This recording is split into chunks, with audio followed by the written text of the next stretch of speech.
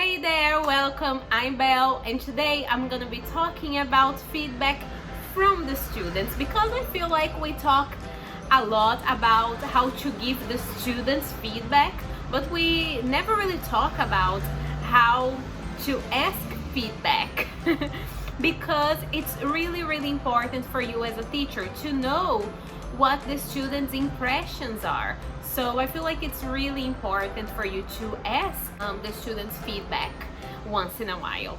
So we're gonna talk about it, but before we do that, please make sure to subscribe to my channel. I put a new video every single Friday.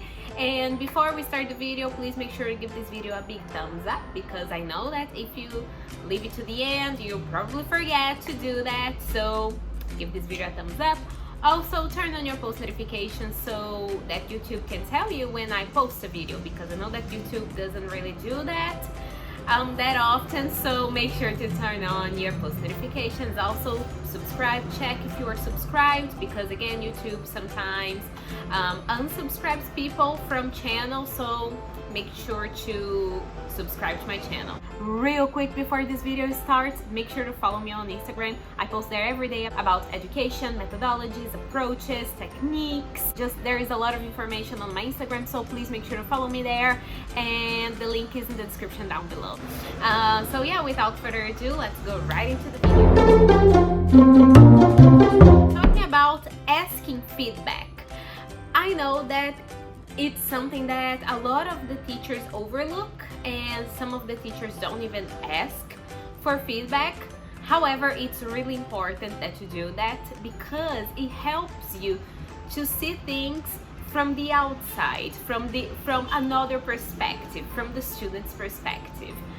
I feel like there are three kinds of teachers when it comes to asking for feedback.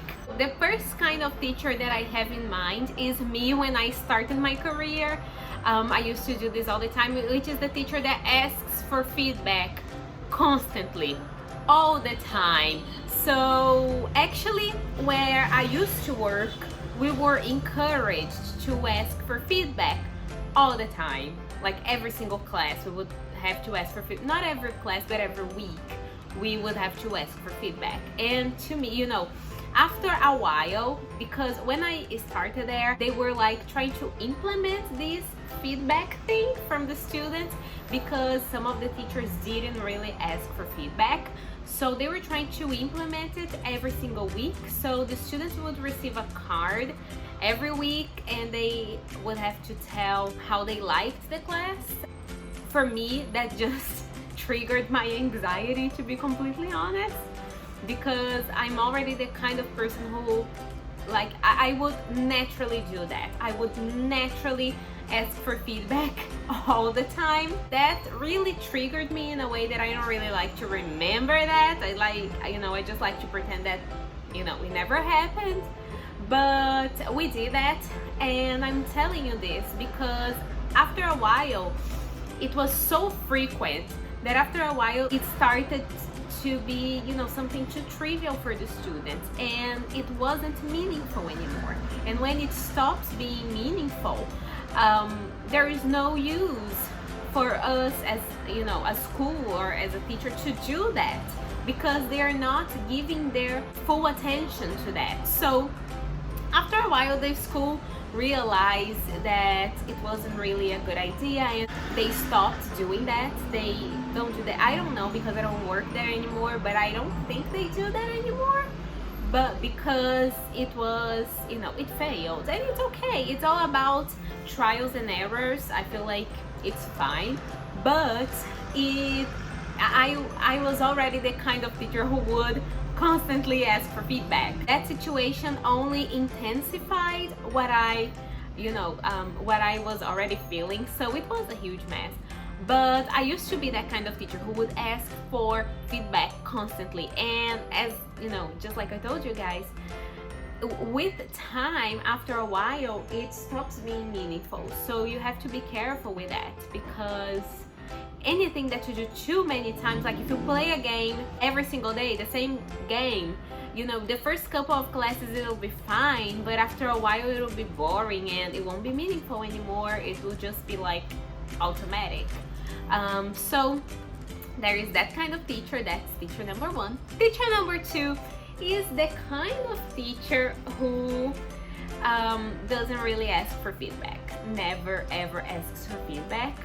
It might be because they forget about it, they don't really care about it, they are just there to do their job, and they don't really care about it because they feel like the students' opinions won't affect their practice. I've seen teachers like this, a lot of teachers like this, who underestimate the students' feedback, and that's really sad, I think, because as teachers we don't know everything, we're not even close to knowing everything, and I feel like the evolution of teaching was only possible through feedback, and feedback is what opened so many doors for us as teachers to do things in a way that's not traditional anymore, in a way that's not in a box anymore. And I feel like if you don't ask for feedback, if you underestimate your students' opinions, if you underestimate, the new generation, like a lot of people like to say that, I know better because this new generation is lost. I don't agree with that, not for a second. I feel like the new generation has a lot to offer, and if we just listen to that, we can maybe add what they have into our practice and have something bigger and better, and something that will be beneficial for everyone, because old things, like traditional things, they don't work forever, so we have to have our minds open. So this is the second kind of teacher. The third kind of teacher is the teacher that you want to be. So this is, once I realized that there are three kinds of teachers, I was like, okay, this is the teacher that I want to be. And it's the balanced teacher. The teacher that asks for feedback, who doesn't ask all the time, but who asks sometimes, because it is important, to know the students' opinions, because if you hear the students' opinions, for example, I do this all the time with my young learners. I ask them, what games they like, and I try to have that in the classroom, to create something from that. And I feel like as teachers we have to do that. We have to have our minds open, because as I told you guys, the traditional way doesn't work forever, and we need to have our minds open. So with that said, the balanced teacher is the teacher who asks for feedback sometimes. Like, how many times is enough? So personally, I try to do that in a very subtle way. I try to incorporate questions that will lead the students to answer me the questions, to tell me their opinion. So I do that in a very informal way throughout the semester, and I do that like when I do something new, something different, I always ask them, okay, did you like this activity? I even say, oh, I love this activity. Other times I try to do it during the debriefing moment. So the debriefing moment is in the end of the class, and it's the moment that I ask students, what have we learned today? And they will give me the information of what they've learned that day. So during that moment, I try to pick up, some feedback there. However, I do it formally twice a semester, so 4 times a year. So I do it once during midterm. So midterm is like after 3 months, like after 2 or 3 months of class. So I do it. I do the first feedback moment. I basically ask the students, I talk to them in a deeper way, and I'm really forward in those moments, as opposed to when I ask them during the semester, the debriefing moment, or when we play a new game, which is when I do it in a really subtle way. So in these 2 moments, I do it in a very straightforward way.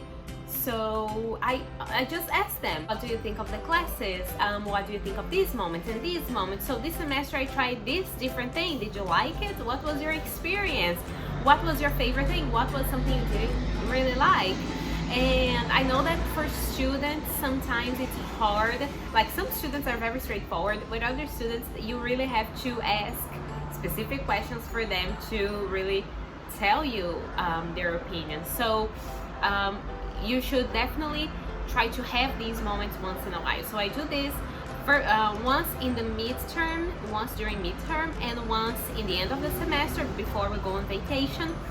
So these 2 times I do it in a formal way, in a very straightforward way, and during the semester, you know, in everyday situations I do it in a very subtle way, because I feel like if you do it formally every single week or every single class, it's too much and it stops being meaningful. So that's what I think. One thing that I want to talk before we wrap this up is in the beginning, when I would ask for feedback, I would really take it to heart, and don't take it personally as a teacher. Feedback is there for you to grow, for you to learn from your experiences, from your mistakes, and something that one student likes might be something that another student doesn't like, and vice versa. So you really have to know how to filter this information and how to not take it to heart, not take it personally, because it's there for your growth, and you should take it as constructive criticism. Of course, if you have like a student that it's just there because they have to be there and they don't like going to class and they really don't like it, of course you will try to please this student as a teacher, but we're not really miracle workers. So we can't please everyone, so keep that in mind. You can't please everyone. Don't be too hard on yourself, and just know that there are mistakes on the way, but these mistakes are, you know, what makes you better as a teacher, as a professional. So listen to them, but also filter what's going to be helpful for you, what's going to help you grow, and what's not really useful information. So have that in mind. With time, with experience, you learn to do it, but in the beginning I can definitely understand that it is hard. So keep that in mind, and you know, be confident in yourself, in your practice, and be confident in your students, and ask them and try to incorporate that in your practice. Don't try to incorporate everything at once, because it probably won't work. Try to, you know, choose your battles, and you know, slowly but surely you will become a better teacher. So thank you guys so much for watching this video. Please make sure to subscribe to my channel again, turn on your post notification, give this video a thumbs up. Also follow me on Instagram, because there I post a lot of new things, a lot of things about education. I post every single day, so why wouldn't you just follow me there, right? So make sure to follow me on Instagram. The link is in the description down below. So again, thank you guys so much for watching. I'll see you next Friday for a brand new video. Bye.